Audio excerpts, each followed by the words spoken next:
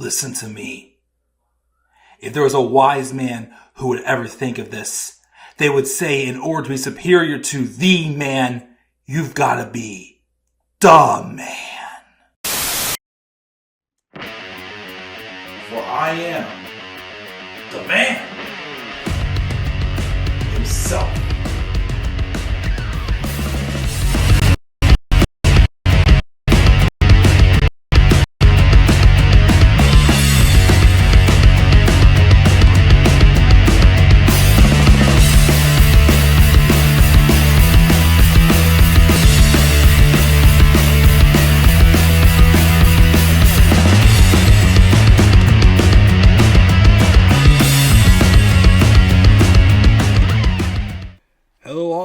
What is going on? How you guys all doing this Saturday afternoon? This is the Club of the Man 1993, and yes, I am very late with this review, but I'm here recording it, hoping to get this one and my SmackDown review done today. SmackDown will probably be recorded later, but I got very behind. I was feeling a little under the weather this week and just a couple other things going on, and I was a little bit busy. So obviously, after a week of doing nothing but live streams, I am now back to doing a couple of recordings for for this week. Of course, this coming week, there will be a live stream for Wrestlepalooza's live preview and predictions. How I'm going to watch Wrestlepalooza, I still don't know yet. But I will, as long as I can pull it off, which I'm sure I will do a review of Wrestlepalooza as well. I am not going to be able to watch it live, though, as I do have other plans the night of Wrestlepalooza. But once I do watch it, I will get caught up, of course, with it for sure. But we're going to talk about Monday Night Raw in this video. It is from the September 8th, 2025 edition, this past Monday, and it took place in Milwaukee, Wisconsin. We got the first promo war with Becky Lynch and AJ Lee. I apologize, this graphic really isn't centered the best, but it is what it is. But overall, again, things are getting better, I feel like. There's some new things that are brewing up. I mean, of course, AJ Lee coming in is a big deal. The stuff with her, Punk, Becky, and Rollins is outstanding right now. I'm for sure enjoying it. They're still teasing some type of drama with Asuka. I like the booking of Asuka. The rest of it around it is still a little wonky, I'm not going to lie. I am interested in what's going on with LA Knight and Jey Uso as well, as they're kind of teasing one of them going towards a darker side, more so Jey in this episode. So we'll talk about that as well. Still don't know what's going on with Bayley, having her showing up behind the scenes and whatnot here and there and whatnot. She hasn't been seen on camera, but it's still interesting to see where this multi-personality gimmick she's doing goes. Just gotta wait, of course, till she actually comes back to the ring and see where that actually goes. We're getting promos and kind of it's okay, let's go, come on. But we'll see where that goes as well. A few other things that happen. So I actually enjoyed it. I gave the show actually a B+, because I actually enjoyed some things that are shaping up to be pretty good. I am a little concerned though about Stephanie Vaquer. Why has Stephanie Vaquer not been on the show in a few weeks? I think the only time she's made an appearance on Raw is when she had the segment where she was told that her match at Clash in Paris was going to be delayed because of Naomi's pregnancy. That concerns me a little. I don't know what's going on with Stephanie, but again, she hasn't really been seen on TV much to hype her up for this title match she's having with Io. Especially if, in my opinion, I think Stephanie is the right choice to win. But that's just my opinion. I want to hear your opinion. We're going to roll in, though, and we're going to talk about this. I know there was the news release about WWE announcing that WrestleMania 43 is going to be in Saudi Arabia. I also just found, before I hit record, that Andrade was released as well. We'll talk about those another time. Maybe in the SmackDown review tonight. I gotta get still some information. Maybe tonight. We'll see. But yeah, we're gonna roll in though and talk about Raw. Again, it took place in Milwaukee, Wisconsin. And it was the night that Therapy was a chant.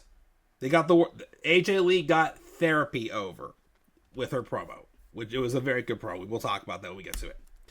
But the show opened up with Jey Uso coming through the crowd, and he's joined by his brother, Big Jim Uso. They come down. Joe Tessitore and Corey Graves is in for Wade Barrett while he is taking some time off. And the Usos run it back. And then they do the Usos Now in Your City.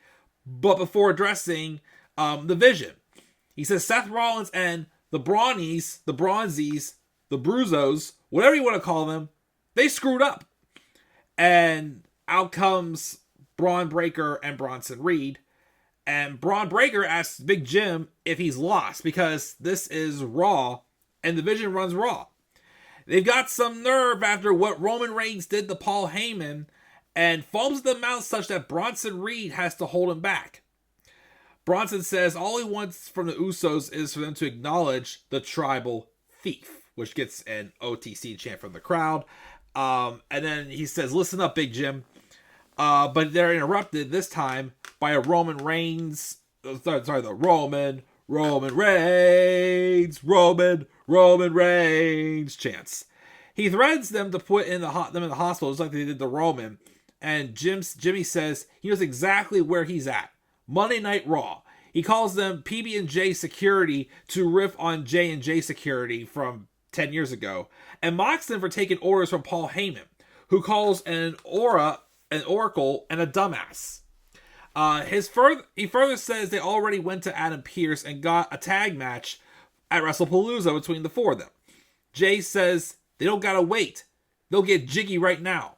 Then Bronson Reed says they can wait until Wrestlepalooza until LA Knight comes out and attacks them from behind. And the Usos do chime in on the beatdown. But then LA Knight and Jey Uso take Bronson Reed in the ring, trading on punches, and then walloping Braun Breaker when he comes in, and Jimmy Uso sends him packing with a super kick. The BFT, though, was denied, and LA Knight stopped short of Jay's sidesteps, so Bronson Reed splashed Jay in the corner. So there was a little bit of like some miscommunication there with LA Knight and Jey Uso, as there's been some teased, some tease things here and there. Which we'll get to more of that throughout the show. That was the main story arc besides, of course, the biggest thing on the show was for sure the AJ Lee promo. But the main story arc that I was interested in is what's going on with LA Knight and Jey Uso, as they've been kind of at each other's throats ever since Jay seemed to want to do his own thing at Clash in Paris. Even though that's a little bit confusing because CM Punk originally pitched to the three of them to work together to take out Seth. Yet none of them wanted to do it, but all of a sudden they wanted to. I don't know. It was weird. But anyways, so that was kind of like the arc of the night. And I did like the development throughout it though. But we have AJ Styles getting ready to take on the match. But before we had the match, LNA was backstage arguing with Adam Pearce. And he says that Pearce has given the Usos more consideration than him. And if they have a problem, they know where to find one. And he wants to have one of the Bronsons. He'll even take LeBron.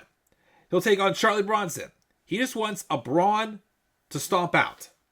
So he got his wish, and he gets a main event match against Bronson Reed. Which, of course, all Vision matches, for the most part, are ending in the main event with whoever's not wrestling interrupting the other. We'll get to that at the end. Although we had, of course, another interesting turn of events, though, of course, with what happened as the show went off the air. But anyways, AJ Styles took on El Grande Americano, who costed him his match against Dominik Mysterio recently for the Intercontinental Championship. By the way, congratulations. Last night, Dominik Mysterio did, in fact, win the AAA World title at Worlds Collide. So congratulations to Dominik Mysterio. He's now 2 belts Dom. Definitely well-deserved for sure for the son of the Luchador. But AJ Styles took on Grande Americano. It was a good match again. Ludwig Kaiser, I think, has done a good job adjusting in this role as the supporting. I think because they're teasing with him and the other El Grandes coming in, which I'm hearing rumors that the other ones are Pete Dunne and Tyler Bate, apparently, teasing like some sort of like a new stable with Dominik Mysterio, which I recently mentioned the idea of it could be like how it was with MJF and the Inner Circle. When MJF knew he was going to get canned from the Inner Circle, he basically quietly had his own stable ready for when that time came. And I feel like that's sort of trying to tell here with Dom and the Americanos. But again, Ludwig Kaiser, again, I like Ludwig, but it still feels like he excels a lot more right now in like the supporting role rather than a singles role, if I'm being honest. But he put on a good showing. Although the Americanos got involved, Dragon Lee did come out and fight them off. I think it was just one of them that came out. But AJ Styles was supposed to get the victory. Afterwards, AJ Styles and Dragon Lee, I also said AJ Lee. AJ Styles and Dragon Lee do shake hands and obviously, appreciate the backup. Which, by the way, also, got to quickly mention here, there's been rumors that AJ's contract expires in February of 2026. And apparently after that, he's done. Could we maybe extend that to WrestleMania and let AJ cap it all off at WrestleMania and not just at like Chamber or just some random episode? Although I've also heard the idea of AJ Styles having his last match in TNA. Which, if he wants to do that, cool with me, because that's where he's best known for sure. So maybe that's what he's going to do, but we'll see. Heck, I'll throw this out there. Do this match at WrestleMania. AJ Styles, Joe Hendry. AJ Styles and Joe Hendry? Sure. That'd be a good way to end it. Although, I'm still kind of hoping also... Well, this doesn't matter. I'm still hoping we do get John Cena and Joe Hendry before John Cena retires. I keep hoping it's going to be one of his last matches, but I am getting my doubts. But yeah, I do hope AJ Styles does stick around at least till WrestleMania. Retire WrestleMania. Or again, if you want to wrestle TNA Slammiversary or whatever the pay-per-view is, I'll respect it as well for him being a TNA guy, which is the place that, he was most known for sure. Although his WWE run has been awesome for the past 10 years for sure. So we have that there. Afterwards, we have the segment with Adam Pearce telling Io Sky that her and Stephanie Vaquer were supposed to have their contract signing, but had to cancel because Stephanie wasn't able to make it. But he's sure Stephanie's going to be good for the match. And again, that is concerning. Again, they gave Stephanie Vaquer this big win at Evolution. And again, I get it, Naomi got pregnant, stuff happens, but I keep saying this. They are putting so much more time in the women's IC title, whether it was Becky or Lyra that's had it, but not so much in like these world championships with the women. You're telling me it took you 4 weeks to come up with Io Sky and Stephanie Vaquer? And again, why is Stephanie Vaquer barely being on television? Is she hurt? Is something else going on? It's a little concerning, especially, she had all this momentum. Her not being there kinda hurts the momentum a wee bit, not gonna lie. So that's definitely concerning. But anyways, after she's done with that, here comes Nikki Bella, wanting to chat with Io, saying, oh, you're so great, blah, blah, blah, whatever role they're putting Nikki Bella in, until Asuka comes over and tells Nikki to go away, but Nikki says, you don't have to tell me what to do, this, and this, and Asuka's like, I'll beat the respect into you tonight, and then set up for a match later on the show. Cool. Who really wanted that? Not me. But we also have a match with Lyra Valkyria and Raquel Rodriguez, which was good. Again, I still think Raquel Rodriguez is one of the most improved this year. Again, she really has stepped up her game ever since some criticism she's gotten from some legends. She's really stepped up for sure. And her and Lyra had a pretty good match. And Lyra's been losing lately. You notice that. You could tell when she was fighting Becky for the women's IC title. you felt that they were really, really pushing the idea that they wanted us to really get behind Lyra. But I guess right now, they're kind of in limbo until Bayley gets back. Because again, she's still having these like vignette promos of these, what's it called? Multi-personality gimmicks. Which, that's interesting to me. Again, I'm still, though, wondering what's going to happen with Lyra. Because 1 week, Lyra wants nothing to do with Bayley. Now, all of a sudden, it's like she's worried about Bayley. A little back and forth on Lyra's part, but like I said, I'm kind of at the point now with that story where it's like, okay, more so just need to wait and see what happens once Bayley gets like to the ring and not doing these backstage vignettes. But again, good match though. And again, I continue to give Raquel Rodriguez credit that she has in fact been getting better. Penta was backstage, chilling with the War Raiders. They told him, "Hey, you're near our backs, we got you."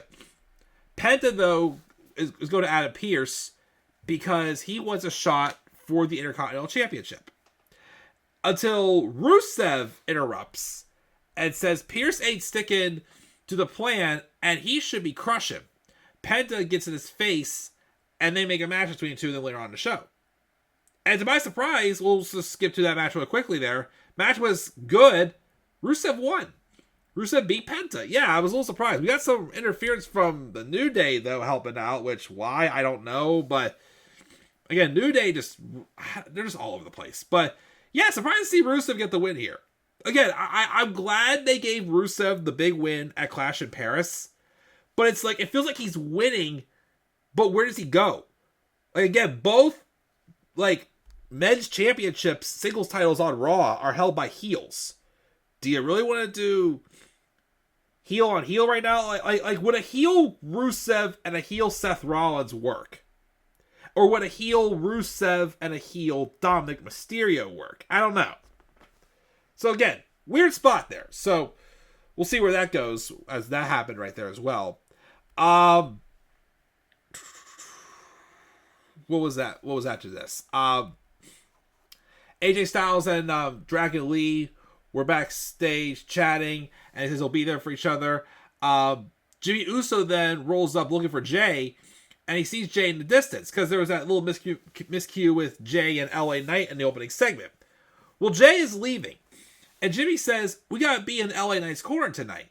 But Jay's like, "That's not gonna get him to Wrestlepalooza if we do that, or get his title back. They're gonna make sure they all acknowledge them, or they'll smash all of them." Jimmy says, "Bro, you're not sounding like yourself.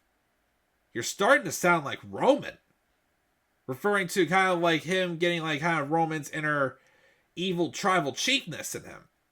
And Jay says, "Maybe sound like himself ain't worth it anymore." And he walks out. Interesting there. Okay, we'll talk about that more when we get to the end of that. Anyways, then we have everybody's favorite segment of the night, AJ Lee. So AJ Lee came out, and apparently she kept Becky Lynch's Intercontinental title from SmackDown last Friday. So she comes out, does the skipping, gets a great, welcome back, and you can tell that she was definitely very overwhelmed by the reception she got. But she apologized for keeping us waiting, but then she, again, couldn't talk because the crowd was just chanting the welcome back chants, to which she was grateful for. And she reintroduces herself because she knows that some of us weren't here 10 years ago, and we're really confused as to why your millennial parents were excited on Friday. She introduced herself. Her name is AJ Lee, and she is your favorite wrestler's favorite wrestler, which is pretty true. Quite a bit of them are. 10 years ago, she retired. She's sorry, but she felt like she had accomplished all of her dreams in wrestling. She was content. She hung up her Chuck Taylors and thought that was it. She'd never come back to the ring wearing jean shorts 2 sizes too small. She instead went on a journey to accomplish all those other crazy dreams. And she also went on a journey of mental health. When she retired, she wasn't healthy. She needed to get right and take care of herself. And she went to therapy and got treatment. which got the crowd chanting therapy, which was, of course, amazing. And she found a way to turn all her mental chaos into a superpower. And man, the fight is not easy. Every day is a fight. But you're going through the same thing that fight is worth. And you are worth it. And she was doing really good for a long time. But then she watched Monday Night Raw. Healing isn't linear. Because it's one thing to see your husband fight Drew McIntyre or Seth Rollins or John Cena. But it's another thing to see him in the ring with Becky Lynch. And this is kind of like where she kind of transitions more from like AJ Mendez or AJ Brooks or Ape Brooks, because CM Punk calls her Ape. That still cracks me up. He calls her Ape because, well, it's short for April, but still, it just cracks me up. Like a small little lady like her called Ape. But she says, this is where she kind of transitions more into the character. She says she wanted to like Becky. They apparently had a lot in common. Leader, rebel, New York Times, best author. Back on track, there's a world where they could have been friends. But then she had to go and motorboat her husband. She put her hands on him and defamed him.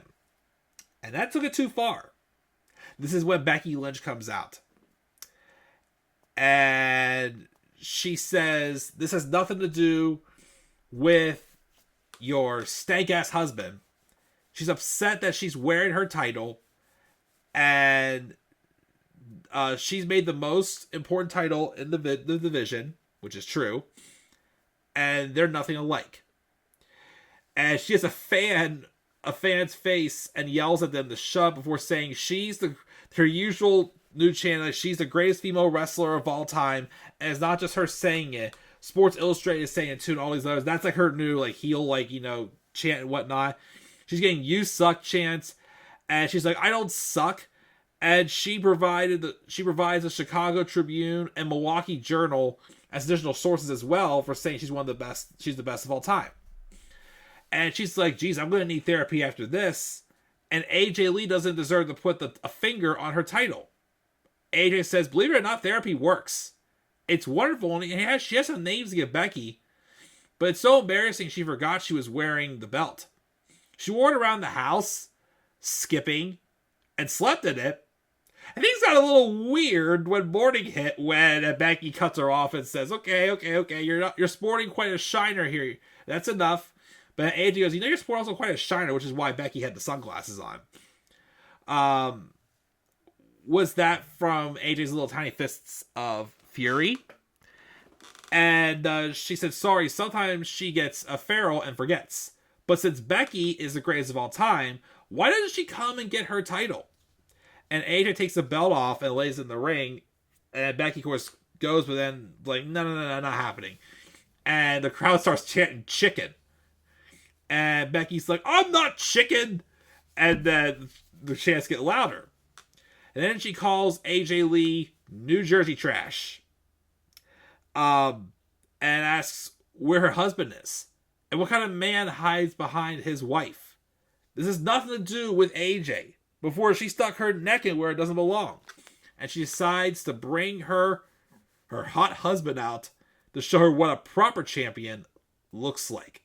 Which Seth Rollins does come out and the crowd's chanting, you both suck. They're really getting into this. He yells at the crowd to quiet down. Pump the brakes. Very simple. He tells AJ to give back the title and we can all leave this dump of a city as soon as possible. AJ says, good idea, but here's the better idea. Either Becky can come in right now and take the title back and risk getting a black eye, or she can give her the title if she agrees to a tag match at Wrestlepalooza. And Seth says, you've been gone for 10 years and you don't know how things work around anymore, so he'll explain. He's the champ. This is his show, his people. AJ's been back for a cup of coffee and doesn't call the shots. He's going to get in the ring, grab the title, give it back to his wife, to which AJ thanks him for that, and hops over to the belt gets in his face before he can grab it. Seth sidesteps, and then AJ sidesteps the other direction. She's right with him, and he's getting mad, tells her to listen. She doesn't belong. This doesn't belong to her. And then CM Punk, in the meanwhile, appears from behind and cold shoulders Becky Lynch and gets in the ring and puts Seth Rollins in a fireman's carry. But Seth gets away, and then finally they get on the ramp. They're so mad. And he picks up the microphone, and Seth accepts the mixed tag match and says they're both done for at WrestlePalooza. AJ, as promised, gives Becky her title back by chucking it out of the ring directly at her. And then her and Punk embrace with grins on their face. And yeah, the match is official. AJ Lee and CM Punk versus Seth Rollins and Becky Lynch. At some point, though, we are going to get that one-on-one match between Becky Lynch and AJ Lee. That has to happen at some point. But give AJ a little more time in the ring, get her ring rust off, and we'll be good with that match. That will be great. Again, Bayley has her latest promo where she says the last people she wanted to hurt was Lyra, and she's hurt a lot of people, but most deserve them, and she's a good person. But she doesn't know how Lyra can forgive her when she can't forgive herself. And then she has the back and forth between role model Bayley and hugger Bayley, and she's proud of her, and she's just talked to Lyra, and then all this back and forth before Bayley says, I'm going to make it right. So like I said, it's at a point where it's okay, this is interesting, but let's see what happens when Bayley gets out of the vignette stage. I already talked about Penta and Rusev. We then have a segment we have a segment with Jimmy Uso talking to LA Knight. And asked LA Knight if what happened with Jade Knight was an accident. LA Knight explains there was nothing he could do. And Jimmy says he knows he and Jay have had beef, but they've got to take care of things with the Vision. And LA Knight says he's done with we. And says Jay cost him his last world title match. And if you go back to when he fought Roman Reigns, Jimmy cost him too at their crown jewel match. So if you want to help, best way is to not help. He wants nothing to do with them. Asuka and Nikki Bella had their match. Again, the more I see Nikki Bella wrestle, I'm just wondering, why is she here? Again, if they wouldn't keep pushing this trailblazer type character on us with her, maybe it wouldn't bother me as much, but because they are, again, it just still bothers me. Like, I get she's probably back because of what she's all going through, and maybe just have one last run, but again, this isn't great.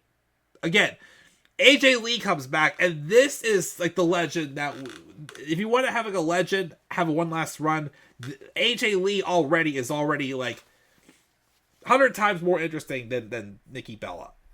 But you can tell her match with Becky, and then even this match with Asuka, Nikki is trying. It's just she doesn't fit in this era. I'm sorry, she does not fit in this era. And I do like, though, that Asuka did win, though, with the Asuka lock. She's been winning with that Asuka lock a lot lately. That we haven't seen that for a while. So I do like that. That does give me some former Asuka vibes. But, of course, I might be setting the bar a little too high with that. But then afterwards, Asuka just tangles around the ring with Kairi Sane. And then we get a backstage segment with Judgment Day, where everybody's excited about Raquel's win, and Roxanne Perez getting a chance to do the same next week. But a Dominik Mysterio rolls up, and everybody's like, where have you been? And he was prepping for his Worlds Collide match. And Finn says, they're continuing to, get concerned about his little partnership with Grande Americano, because nobody ever gives anything for free around here. But Dom says it's a lucha thing. They won't understand. When they all stare at him blankly and says it's their fault for getting ejected, and storms off. But then Roxanne goes, I'll go handle him. Yeah, Roxanne, you're going to handle him all right. And there was a backstage with Nikki Bella arguing with the Kabuki Warriors, and then for some reason Rhea Ripley got involved as well. So now they're teasing a match with Rhea Ripley and Nikki Bella versus Kabuki Warriors. No thanks. No interest. And of course, Nikki thanked Rhea for backing her up. Very bland acting right there, but that's whatever. Main event, LA Knight and Bronson Reed had their match, and as usual, there was interference, but Bronson does win with a Death Valley driver. Afterwards, Jimmy Uso rushes down to make the save, and but then of course it's still 2-on-2, and then Jey Uso does show up and helps him out. LA Knight was able to grab a steel chair in there and run off the Vision, and all looks good. Jimmy Uso helps LA Knight back to his feet, but I noticed how the camera was shot. Jay was off the page, and I'm like, uh-oh. And then all of a sudden, after they have like this shot from like where Jay was standing, and they LA Knight being appreciative of Jimmy for helping him out, all of a sudden, LA Knight turns around, and Jey Uso spears him. And the crowd was booing Jey Uso. And he tells LA Knight, they're good now. And yeets at him. Like, we're even. Then Jimmy Uso wears a painted, really, man expression. Well, of course, LA Knight just lays there on the mat as the show goes off the air. So, is Jimmy going heel? I mean, is Jay going heel here? Like, a few months ago, I did read a rumor that Jey Uso did mention that once the yeet stuff cools off, he was kind of looking to have one last run as a heel. Could this kind of be it? Or is this just him going as like a more aggressive babyface? Because I do think like both him or LA Knight could use like a little bit of a change in scenery a wee bit, one of them going heel. But still look, they're going with Jay. And like Jay's kind of like, both of them are, like I said, both of them are kind of in the stage where because Jay mentioned earlier tonight, where it's like just doing what he's been doing isn't enough. Like he's probably tired of being known as the guy who, gets short title reigns and whatnot. And LA Knight kind of in the same book. Like he's trying to maintain his momentum, but it's like he's not getting to the next step. So they're both kind of in the same spot here. So again, I don't know if it's going to be a more aggressive face-on-face feud or one's going heel or whatnot, but I am interested, though. It does keep both men in the main event scene. But, of course, what does that do for the tag match at Wrestlepalooza? Will Jay and Jimmy be able to stay on the same page? We'll have to wait and see. But a great Raw overall. Like I said, a couple little nitpicks I gave on, but overall, great Raw. Again, I gave it the B+. And, finally got that caught up. So yeah, guys, thank you again for your patience. And again, I'm hoping to get the SmackDown review recorded tonight. Hopefully, we'll see.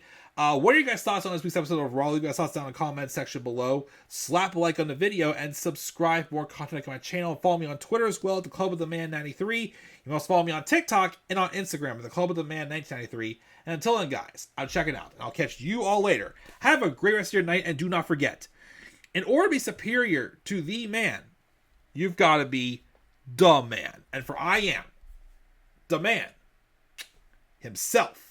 And that is not just a debate, my friends.